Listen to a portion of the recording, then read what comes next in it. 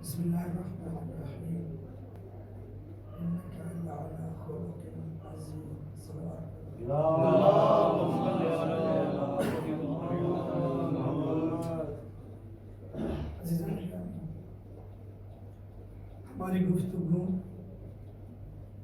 زبان کے اوپر چل رہی تھی کہ ہمیں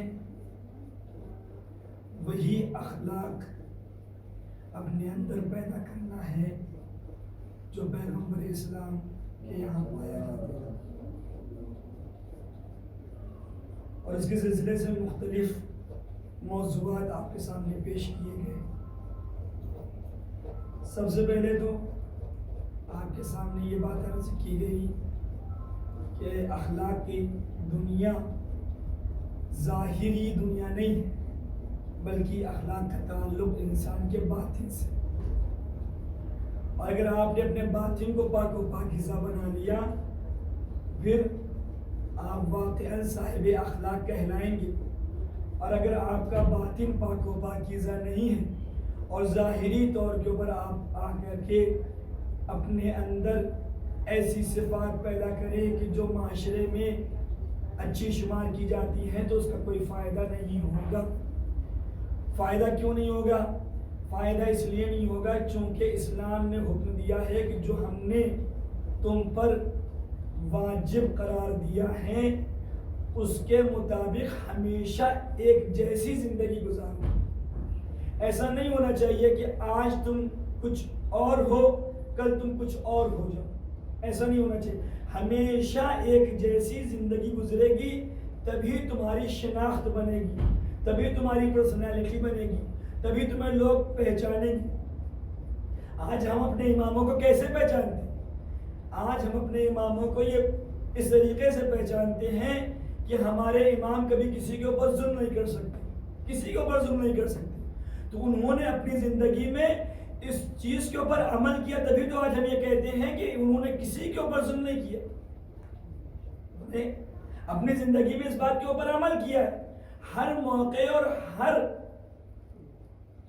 وقت اس بات کا خیال رکھا ہے کہ کوئی ایسا کام نہ ہونے پائے جس سے یہ ظاہر ہو رہا ہو کہ ہم ظلم کرنے والوں میں سے، نہ انہوں نے اپنے نفس کے اوپر ظلم کیا نہ دوسروں کے اوپر ظلم کیا۔ اسی طریقے سے ہمارے اماموں کے یہاں یہ بات پائی جاتی ہے کہ ہمارے امام ہمیشہ دوسروں کے ساتھ بھلائی کرنے والے تھے، ہمیشہ دوسروں کے ساتھ بھلائی کرتے تھے، خود بھوکے رہ جاتے تھے مگر دوسروں کو مدد پہنچاتے تھے، اور رات کی تاریکی میں اپنے کاندھوں کے اوپر روٹیاں لے کر کے غریبوں تک پہنچاتے تھے۔ تو یہ ان کا ایک عمل تھا جس کی وجہ سے ان کو پہچانا جا رہا ہے۔ اب ایسا نہیں ہے کہ ایک وقت میں وہ یہ کام کرتے ہوں اور دوسرے وقت میں وہ یہ کام نہ کرتے ہوں۔ اگر اس طریقے سے ہو جائے گا تو پھر انسان کی شناخت نہیں بن پائے گی، انسان کی پہچان نہیں بن پائے گی۔ پہچان بنانا ہے تو ایک طرح سے عمل کرنا ہوگا اور عمل میں پائیداری پیدا کرنی ہوگی۔ عمل کو مسلسل انجام دینا ہوگا. ایک صلوات پڑھے بر محمد.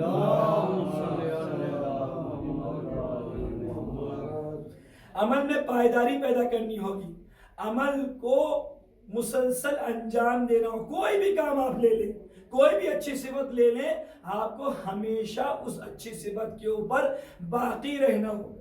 اگر آپ اس کے اوپر باقی نہیں رہتے ہیں تو پھر وہاں کے اوپر مشکل پیش آ جائے گی.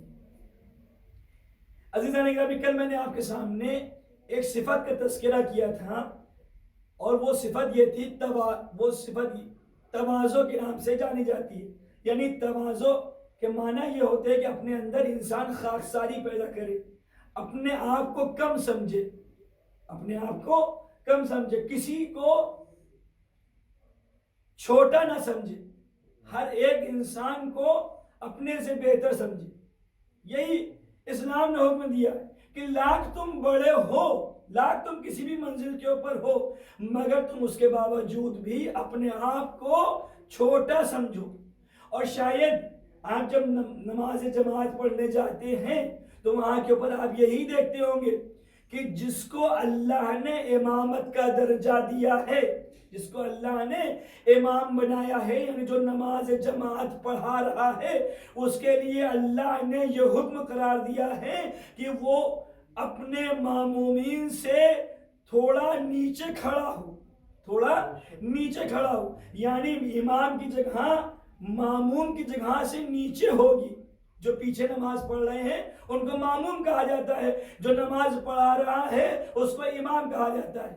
تو یہ کہا گیا ہے, یہ حکم دیا گیا ہے کہ امام کی جگہ ماموم کی جگہ سے اونچی نہیں ہونی چاہیے, نیچی ہونی چاہیے, تاکہ اس کے اندر اس بات کا احساس نہ پیدا ہونے پائے, تاکہ اس کے اندر اس بات کا احساس نہ پیدا ہونے پائے کہ میں بڑا ہوں, میں بڑا ہوں. اگر اس کے اندر اس بات کا احساس پیدا ہونے لگے گا کہ میں بڑا ہوں تو پھر اس کی عدالت ساقط ہو جائے گی, اور جس کی عدالت ساقط ہو جائے اس کے پیچھے نماز نہیں پڑھی جا سکتی. ایک صلوات پڑھے بر محمد.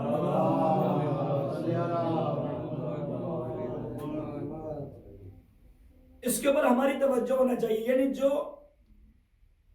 بھی مخلوق اللہ نے اس کائنات میں رکھی ہیں اس میں ہمیں آ کر کے فرق بندی نہیں کرنا چاہیے. یعنی اس میں ہم آ کر کے یہ نہ کہیں کہ فلاں انسان چھوٹا ہے اور فلاں انسان بڑا ہے.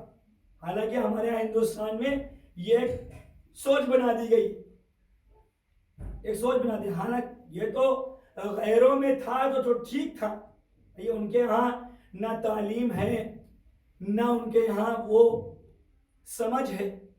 انہوں نے آ کر کے کاسٹ کا ایک سلسلہ بنایا اور بعض کو بالکل ہی پس بنا دیا, بعض کو بالکل چھوٹا بنا دیا, کچھ کو جو پنڈت تھے ان کو سب سے اوپر بنا دیا, کچھ کو میڈیم کلاس کا بنا دیا.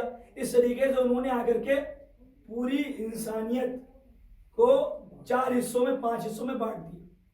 اس طریقے سے انہوں نے عمل انجام دیا. اور مسلمانوں کے درمیان جب یہ چیز آئی تو یہ بہت ہی افسوسناک چیز ہے کہ مسلمانوں کے درمیان, اور پھر عزیزان گرامی ہمارے درمیان بھی یہ چیز پائی جانے لگی ہے کہ سادات افضل اور غیر سادات مفضول, یہ ہمارے یہاں سوچ پائی جانے لگی. عزیزان, اسلام نے کوئی ایسا حکم نہیں دیا, کوئی ایسا حکم نہیں دیا کہ سادات افضل ہوں غیر سادات مفضول ہوں. کوئی ایسا حکم اسلام میں موجود نہیں ہے. اسلام نے ہر ایک کو مساوات کا درجہ دیا ہے. اسلام میں سید ہو جانا کمال نہیں ہے, اسلام میں سید ہو جانا کمال نہیں ہے. اسلام میں تو یہ دیکھا جاتا ہے کہ تم کتنے کردار والے ہو.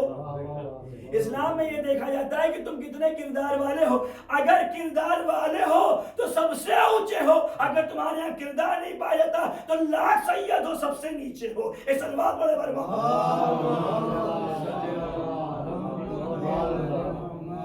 اگر کردار والے ہو تو تم کچھ بھی ہو, کسی بھی کہاں سے تمہارا تعلق ہو, تم سب سے اونچے ہو. اور یہ قرآن مجید میں واضح لفظوں میں اعلان کر دیا، یا ایھا الناس انا خلقناکم من ذکر و انثی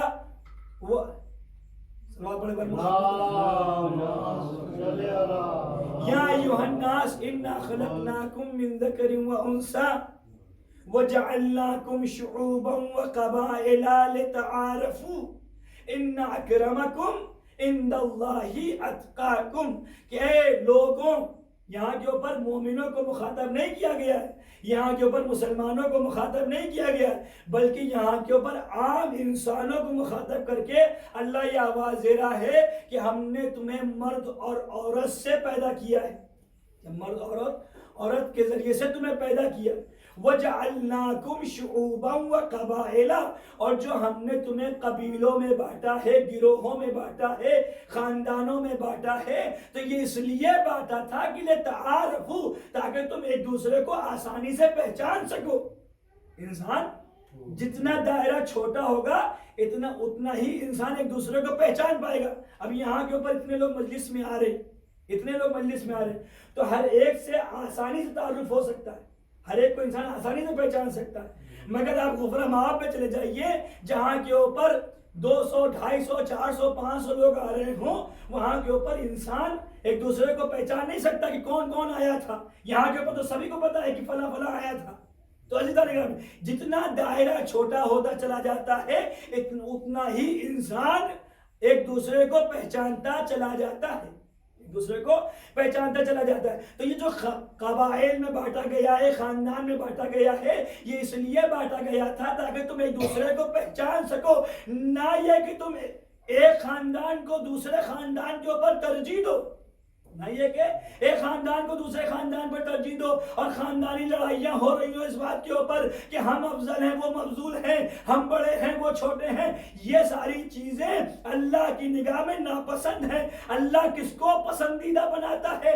آواز دی ان اکرمکم عند اللہ اتقاکم، کہ اللہ کے نزدیک وہ انسان مکرم ہے، اللہ کے نزدیک وہ انسان باعزت ہے، اللہ کے نزدیک وہ انسان باشرف ہے، جس کے یہاں اللہ کا تقوی پایا جا رہا ہو، اللہ کا خوف پایا جا رہا ہو، یعنی جس کا کردار اچھا ہوگا وہ اللہ سے نزدیک ہوگا۔ اس الواد پر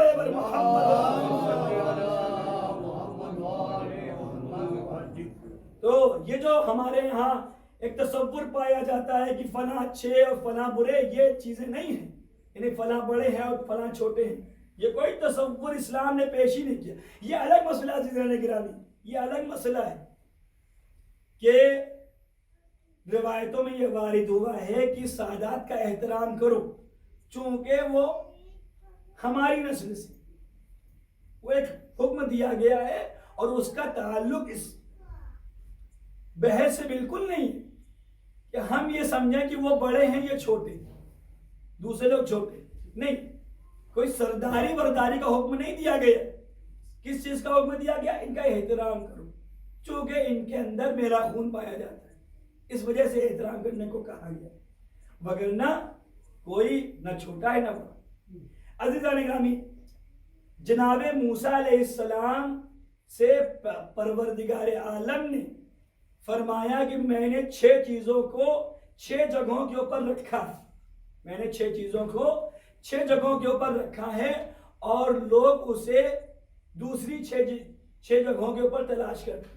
میں نے رکھا کہیں اور ہے اور لوگ تلاش کہیں اور کرتے ہیں، لوگ تلاش کہیں اور کرتے ہیں۔ انشاءاللہ اس کو واضح کروں گا آئندہ کی مجلسوں میں بھی کہ سب سے پہلی چیز، انی وضعت الراحہ فی الجنہ، ہم نے راحت کو جنت میں رکھا ہے، ہم نے راحت کو جنت میں رکھا ہے۔ والناس یطلبونہ فی الدنیا، اور لوگ اسے دنیا میں تلاش کرتے ہیں۔ آسائش اور آرام کو ہم نے کہاں رکھا ہے؟ جنت میں رکھا ہے، اور انسان اسے دنیا میں تلاش کرتا ہے۔ لاکھ آپ اپنی آسائش و آرام کی چیزوں کو مہیا کر لیجئے مگر پریشانیوں میں کمی ہونے والی نہیں، آپ کے دل کو سکون ملنے والا نہیں۔ اب آپ خود ہی دیکھتے ہیں، پہلے انسان جب یہ سارے وسائل نہیں تھے، آسانی سے زندگی گزارتا تھا، بہترین اللہ کی جانب سے چلائی جانے والی ہوا میں بہترین زندگی گزارتا تھا. یعنی یہ پنکھا ہونا، پہلے زمانے میں پنکھا بھی نہیں تھا، اس پنکھے کا تصور بھی نہیں تھا، اور انسان آرام سے زندگی گزارتا تھا. چراغ کے ذریعے سے سارے کام ہوتے تھے. جتنا فیسلٹی بڑھتی جا رہی ہے اتنا انسان کے اندر بے چینی آتی جا رہی، اتنا ہی انسان کے اندر بے چینی آتی جا رہی. تو یہ مت سوچو کہ دنیا میں تمہیں آرام مل جائے گا، تم کچھ بھی اکٹھا کر لو مگر تمہیں اطمینان ملنے والا نہیں ہے، تمہیں سکون ملنے والا نہیں ہے. اگر تمہیں سکون حاصل کرنا ہے تو بھی تمہیں قرآن کے کہنے کے مطابق عمل کرنا ہوگا. اور قرآن یہ فرما رہا ہے الا بذکر اللہ تطمئن القلوب، کہ یاد رکھو اگر تم اطمینان چاہتے ہو، اگر تم سکون چاہتے ہو تو زیادہ سے زیادہ اللہ کا ذکر کرو. جتنا ذکر کرتے چلے جاؤ گے اتنا تمہیں سکون ملتا چلا جائے گا. اس الوار بڑے بڑے محمد. اور عزیزان گرامی، یہ میں واضح لفظوں میں آپ کے سامنے عرض کرنا چاہتا ہوں کہ جس گھر میں نماز نہ پڑھی جا رہی ہو، جس گھر میں قرآن نہ پڑھا جا رہا ہو، وہ گھر تاریک ہو جایا کرتا ہے، اس گھر میں شیطانوں کا بسیرا ہو جایا کرتا ہے. یہ وہ چیزیں ہیں کہ جو روایتوں سے ہمیں حاصل ہوئی ہیں، اور روایتوں کے جملے میں آپ کے سامنے پیش کر رہا ہوں. یہ بیان کیا گیا ہے کہ امام جعفر صادق علیہ السلام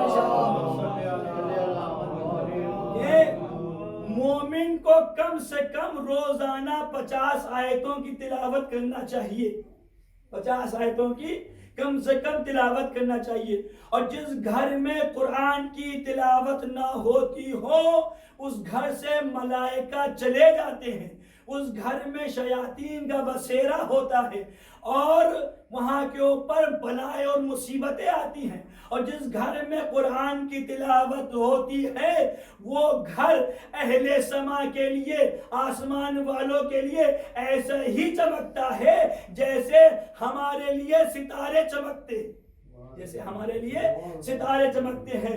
تو عزیزان گرامی، ہمیں اگر اپنے گھر کو نورانی بنانا ہے، اگر ہمیں اپنے گھر کو منور کرنا ہے تو ہمیں قرآن کی تلاوت کرنا ہوگی.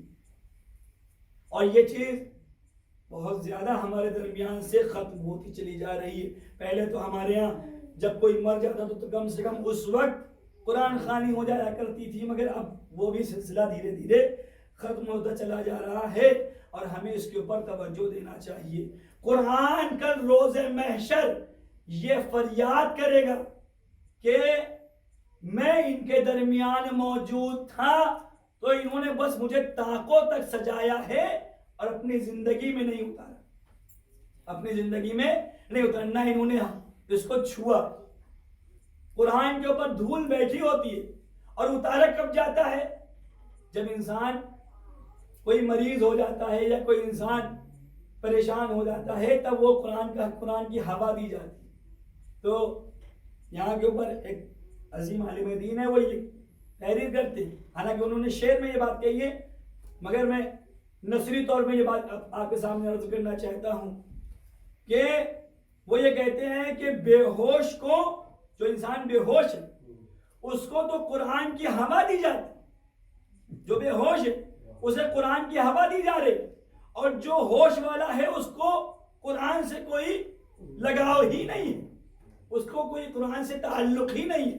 تو ہمیں اس بات کا خیال رکھنا ہے کہ ہم قرآن کی تلاوت بھی زیادہ سے زیادہ کریں. صلوات پڑھے بر محمد.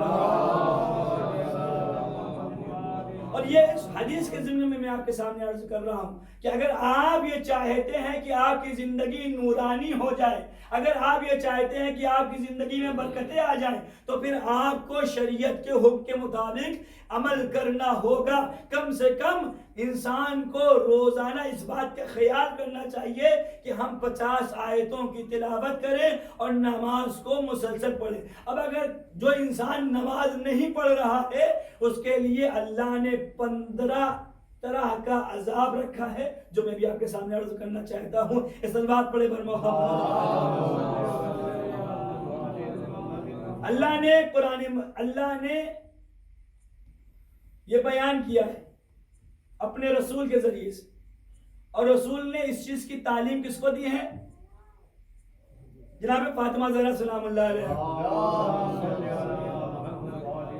کہ اگر کوئی انسان نماز نہیں پڑھے گا تو اسے 15 طرح کے عذابوں میں مبتلا کیا جائے گا، 15 طرح کے عذاب میں وہ گرفتار ہو۔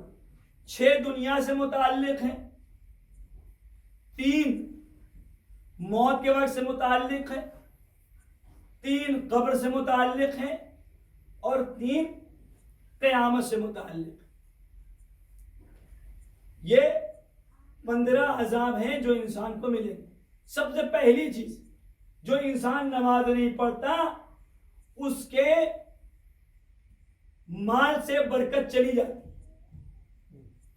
برکت چلی جائے گی۔ یعنی آپ کتنا ہی پیسہ کمائیے، کتنا ہی پیسہ کمائیے، اس پیسے کا کوئی فائدہ آپ کو ملنے والا نہیں۔ جہاں پیسہ آیا وہیں کے اوپر کوئی نہ کوئی ایسی مشکلات آپ کے سامنے آ جائیں گی، وہ پیسہ اس طرف چلا جائے گا، آپ کو سکون ملنے ہی نہیں پائے گا، سکون نہیں ملنے پائے گا۔ لہذا مال سے برکت چلی جائے گی۔ اس کے علاوہ انسان کی عمر کم ہو جائے گی۔ اگر انسان نماز نہیں پڑھے گا تو انسان کی عمر کم ہو جائے گی، چہرے کا نور ختم ہو جائے گا، چہرے کا نور ختم ہو جائے گا، انسان برائیوں کی طرف کھنچتا ہوا چلا جائے گا۔ جب انسان نماز نہیں پڑھے گا تو انسان برائیوں کی طرف چلا جائے گا۔ کیوں؟ اس لیے کہ قرآن مجید نے یہ آواز دی ہے، ان الصلاۃ تنہی عن الفحشاء والمنکر، کہ نماز انسان کو برائیوں سے بچاتی ہے۔ اب اگر انسان نماز ہی نہ پڑھے تو خود بخود وہ برائیوں کی طرف کھنچتا چلا جائے گا۔ اگر تمہیں اپنے آپ کو برائیوں سے بچانا ہے تو نماز کو پڑھنا پڑے گا۔ اور اس کے علاوہ جو سب سے اہم چیز ہے وہ یہ ہے کہ پھر تمہاری دعا بھی قبول نہیں ہوگی۔ تم لاکھ دعائیں مانگو، تم لاکھ اللہ سے مناجات کرو، اس مناجات کا کوئی فائدہ تم کو ملنے والا نہیں۔ عزیزان گرامی، اس کے بعد وہ چیزیں کہ جس کی وجہ سے جو قبر میں ہمیں ملے گی، سب سے پہلی چیز کہ انسان کی قبر تنگ ہو جائے گی۔ کیا ہو جائے گی؟ قبر تنگ ہو جائے گی۔ لاکھ اسے لٹائے، اس میں قبر کو گشادہ کیا جائے، لاکھ قبر کو پھیلایا جائے، مگر قبر چھوٹی ہوتی چلی جائے گی، اور آخر میں وہ انسان جو انسان نماز کو اہمیت نہیں دیتا تھا اسے فشار قبر ہوگا۔ اور فشار قبر کی کیفیت آپ کو پتا ہے کیسی ہوگی؟ فشار قبر کی کیفیت یہ ہے کہ مردے کو زمین اس طریقے سے دبائے گی کہ تلوا کی یہ بھیجا تلوے سے باہر نکلے گا، اس طریقے کی کیفیت ہوگی اگر انسان فشار قبر کے عذاب میں مبتلا ہوگا۔ تو انسان کو نماز پڑھنے سے گریز نہیں کرنا چاہیے۔ عزیزان گرامی، یعنی یہ میں نے قبر کی بات چھڑی، اس سے پہلے موت کی بات، کہ موت کے وقت انسان کو کیا کیا مشکلات کا سامنا کرنا پڑے گا۔ دنیا سے ذلیل جائے گا، دنیا سے جب جائے گا تو کوئی اس کی عزت، کوئی اس کا مقام نہیں رہے گا، کوئی اس کا مقام نہیں رہے گا، ذلیل دنیا سے جائے گا، اور دنیا سے بھوکا جائے گا۔ لاکھ اس کا پیٹ بھرا ہوا ہو مگر اس کے باوجود بھی اسے بھوک لگ رہی ہوگی۔ اور اس کے علاوہ دنیا سے پیاسا جائے گا، دنیا سے پیاسا جائے گا۔ اور روایتوں میں تو یہ وارد ہوا ہے کہ اگر اس کے منہ میں سمندر بھی انڈیل دیا جائے تب بھی اس کی پیاس نہیں بجھے گی، تب بھی اس کی پیاس نہیں بجھے گی۔ لہذا یہ موت کے وقت کی کنڈیشنیں ہیں جو اس انسان کو ملیں گی جو نماز کو نہ پڑھ رہا ہو۔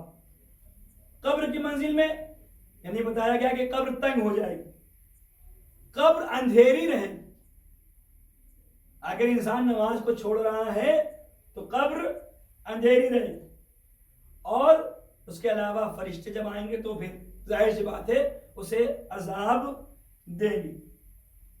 اور قیامت، جہاں کے اوپر اولین اور آخرین سبھی لوگ موجود ہوں گے، ہر زمانے کے لوگ قیامت میں موجود ہوں گے، اس دن اس انسان کو جو نماز چھوڑتا تھا سر کے بال پکڑ کر کے فرشتے کھینچتے ہوئے محشر کے میدان میں لائیں گے. جہاں انسان اپنی عزت اور آبرو کی فکر میں ہوگا وہاں کے اوپر ملائکہ اسے کھینچتے ہوئے لا رہے ہوں گے. اس کے علاوہ بہت سخت حساب ہوگا اس انسان کا جس نے نماز کو چھوڑ دیا. جس نے نماز کو چھوڑ دیا بہت سخت حساب ہوگا. یعنی ایک ایک چیز کا اس سے حساب لیا جائے گا.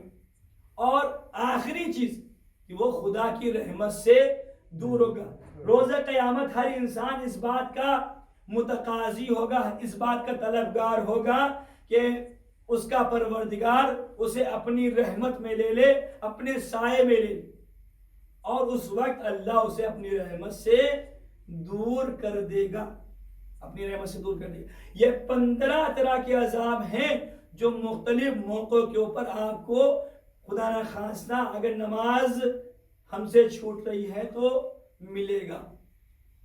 اور امام صادق علیہ السلام نے یہ ارشاد فرمایا کہ من لم یصلی, جو انسان نماز نہیں پڑھتا ہے اور نماز کو ہلکا سمجھتا ہے وہ انسان ہماری شفاعت سے محروم رہے گا. ہماری شفاعت سے, یعنی اللہ اکبر کی آواز آپ کے کانوں میں آ رہی ہے مگر اس کے باوجود بھی آپ نماز کے لیے اٹھ کھڑے نہیں ہوتے ہیں تو یہ نماز کو ہلکا سمجھنا ہوا, ہلکا سمجھنا ہوا. لہذا ہمیں نماز کو اس کے اول وقت پر پڑھنا ہے, اول وقت پر. اور جتنا تم اول وقت پر پڑھتے چلے جاؤ گے اتنا تمہاری زندگی بابرکت ہوتی چلی جائے گی. تو یہ ساری چیزیں انسان کو اس وقت ملیں گی کہ جب انسان نماز کو چھوڑے گا. اور اس کے برعکس یعنی جو عذاب ذکر کیے گئے ہیں اس کے برعکس انسان کو رحمتیں حاصل ہوں گی جو انسان نماز کو پڑھ رہا ہوگا. اور پھر وہی والی بات کہ الا بذکر اللہ تطمئن القلوب, کہ اللہ کے ہی ذکر سے انسان کو اطمینان حاصل ہونے والا ہے, انسان کو سکون ملنے والا ہے. اور جو انسان دنیا میں اللہ کا ذکر کرے گا اللہ اس دنیا کو بھی اس کے لیے جنت بنا دے گا اور آخرت میں تو اس کے لیے جنت ہے ہی. ایک صلوات پڑھے پر محمد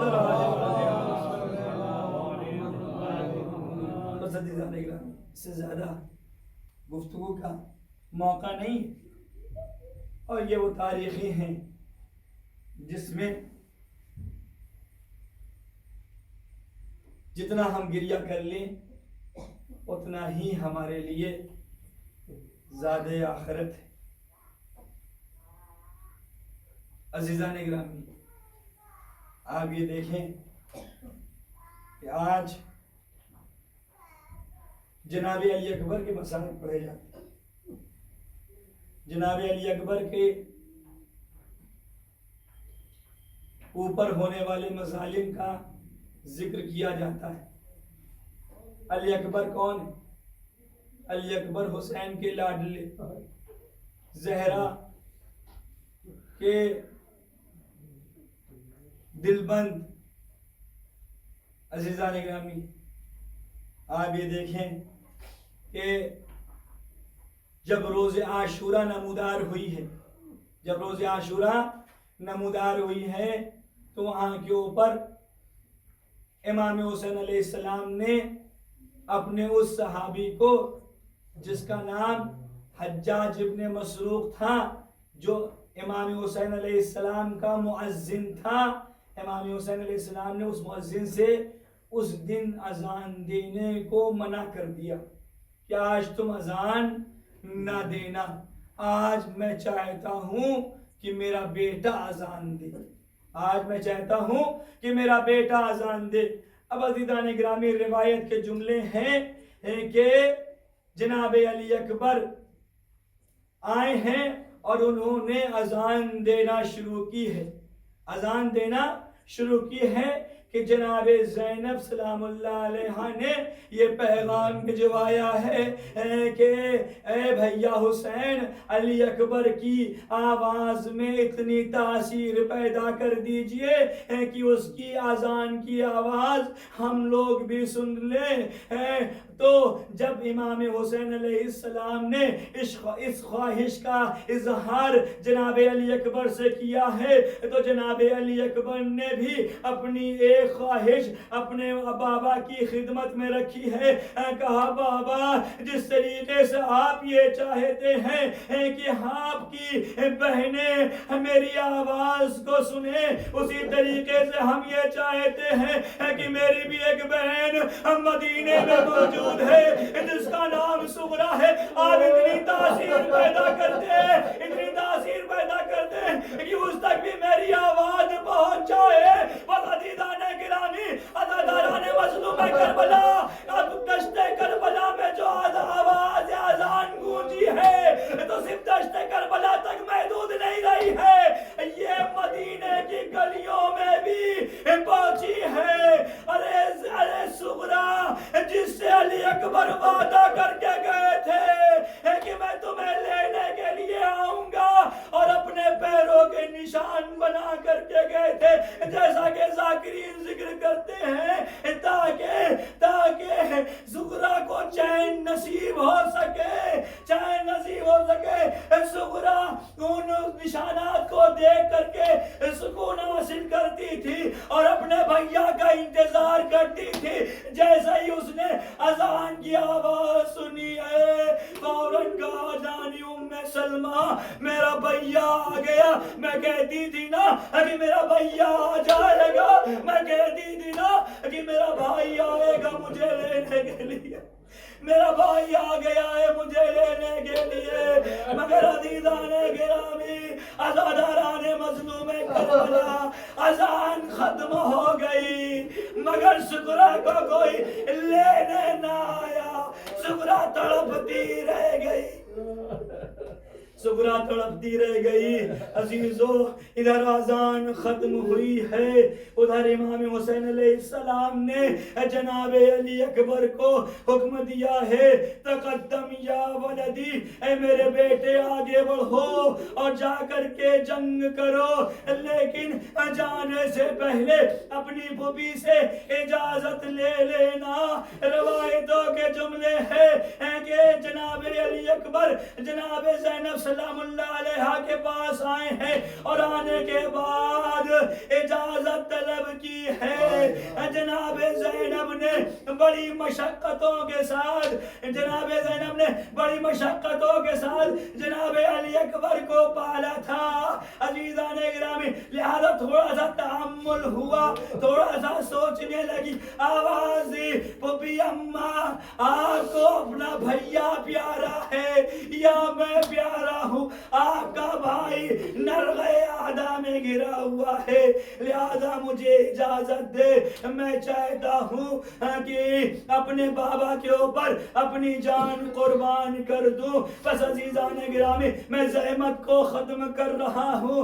آپ یہ دیکھیں کہ اب وہاں کے اوپر جو راوی موجود تھا وہ اس بات کو نقل کر رہا ہے، اس معاشرے کو نقل کر رہا ہے کہ جب علی اکبر خیمے میں گئے ہیں تو ایک عجیب انداز ہے جانے کا، مگر جب نکل رہے ہیں تو وہ بھی عجیب بالکل ہے۔ وہ اس طریقے سے کہ کبھی پردہ اٹھتا ہے، کبھی گر جاتا ہے، کبھی اٹھتا ہے، کبھی گر جاتا ہے۔ کئی مرتبہ ایسا ہوا ہے کہ پردہ اٹھا پھر گر گیا۔ جب مجھے سمجھ میں نہ آیا کہ یہ کیا وجہ ہے، تب میں نے قریب جا کر کے دیکھا تو یہ دیکھا کہ بیویاں ہیں جو علی اکبر کے دامن کو پکڑے ہوئے ہیں۔ اے علی اکبر، ہمیں چھوڑ کے نہ جاؤ۔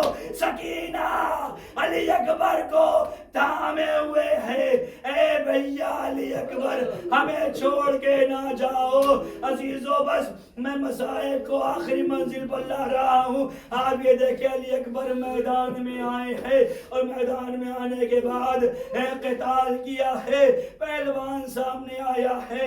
امام نے جناب ام لیلہ کو حکم دیا ہے کہ تم دعا کرو، اس لیے کہ ماں کی دعائیں بچوں کے حق میں قبول ہوتی ہیں.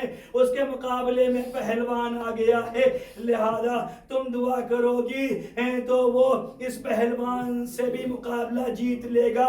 اب عزیزان گرامی، عزاداران مظلوم کربلا، یہاں کے اوپر جناب ام لیلہ نے مصلی بچھایا ہے اور مصلی بچھانے کے بعد ایک ہی جملہ کہا، اے میرے پروردگار، جس طریقے سے تو نے یوسف کو یعقوب سے ملایا تھا اس طریقے سے میرے بیٹے کو مجھ سے ملا دے. بس عزیزان گرامی، دعا تمام ہی نہیں ہونے پائی تھی کہ علی اکبر آ گئے ہیں. پانی کا مطالبہ کیا ہے، پانی تو نہیں ملا. امام حسین علیہ السلام نے اپنی زبان علی اکبر کے دہن میں ڈال دی. اب عزیزو، جو دہن میں زبان گئی ہے تو جناب علی اکبر نے فوراً اپنے دہن کو کھینچ لیا، آواز دی، ارے میرے بابا، آپ کی تو زبان میں کانٹے پڑے ہوئے ہیں. عزیزو، روایت کے جملے ہیں، جناب علی اکبر وہاں سے واپس پلٹے ہیں. قتال کیا ہے کہ ایک منزل وہ آئی ہے جب یہ چاند کا ٹکڑا شام کے بادلوں میں کھو گیا ہے. روایت کے جملے ہیں، آج تک آپ نے یہی سنا ہے کہ نیزہ لگا ہے اور نیزہ کھا کر کے علی اکبر گرے ہیں، مگر جو معتبر روایت ہے وہ یہ ہے کہ جب علی اکبر شام کے بادلوں میں کھوئے ہیں تو وہاں کے اوپر راوی لکھتا ہے کہ وَقَطَّعَ السُّيُوفُ عِرْبًا عِرْبًا، کہ علی اکبر کے جسم کے ٹکڑے ٹکڑے ہو گئے تھے. عزیزو، اب علی اکبر نعرے ٹکڑے ٹکڑے میں تبدیل ہو گئے تھے. امام نے آواز دی، اے علی اکبر، تمہارے جانے سے میری بینائی چلی گئی. اور عزیزو، یہ صرف علی اکبر کی بینائی نہیں گئی تھی، بلکہ جب خیمے میں لا کر کے رکھا گیا ہے تو وہاں کے اوپر بھی جناب ام لیلہ وہ ہے جو در در کی ٹھوکریں کھا رہی ہے. جب فضا پہنچی ہے تو کہتی ہے، بی بی دروازہ ادھر سے ہے، آپ کدھر جاتی ہیں؟ کہا، علی اکبر کے مرنے سے میری آنکھوں کی بینائی چلی.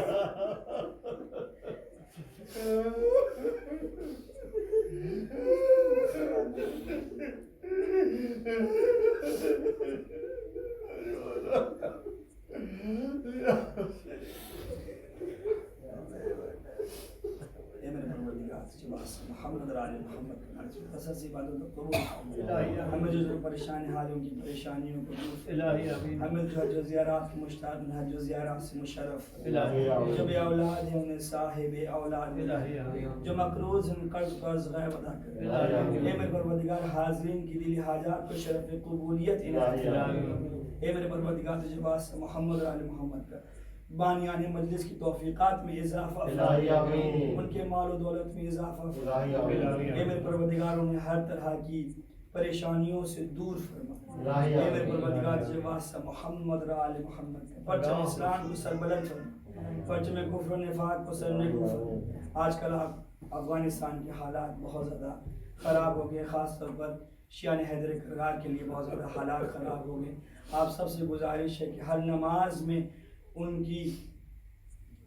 کے لیے دعا کریں اور ان کے اوپر جو ظلم ہو رہا ہے تو ظالمین کے نابود ہونے کے لیے دعا کریں، اور جو طالبان وہاں کے اوپر قبضہ کر چکی ہے اس کی نصف و نابودی کے لیے آپ لوگ دعا کریں. ہے میرے پروردگار، جو واسطہ ہے محمد علی محمد کا، ظالمین کو نصف و نابود فرما، مظلومین کی حمایت فرما. اے میرے پروردگار، وقت آ گیا ہے، اپنی آخری حجت کو ہمارے درمیان بھیج دے. اور اے پروردگار، جو واسطہ محمد علی محمد کا، ہم سب کو ہمارے امام کے جانثاروں میں شمار فرما.